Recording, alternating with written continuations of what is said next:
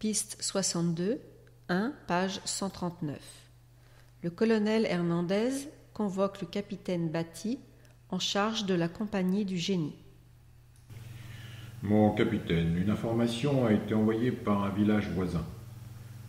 Un enfant a été blessé par une mine dans ce village, à 20 km du camp.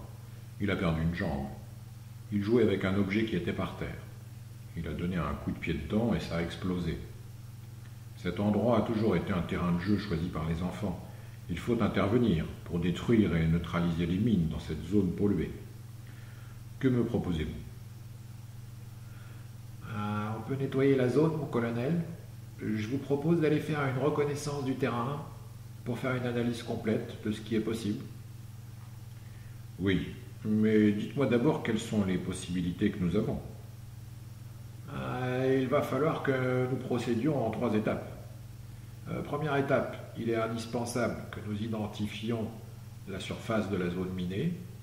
Deuxièmement, il faut que nous repérions toutes les mines pour pouvoir les identifier.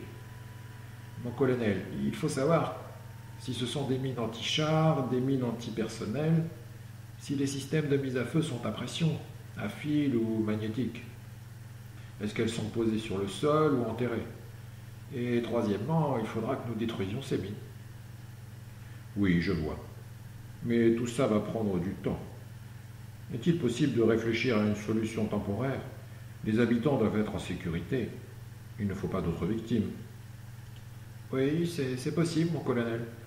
Nous pouvons identifier et tracer sur le sol des pistes qui ne présentent pas de danger.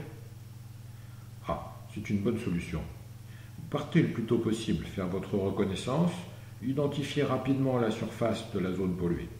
Repérez les couloirs que vous pouvez nettoyer.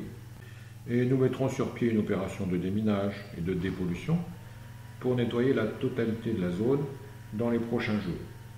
Tenez-moi au courant. Vous pouvez y aller.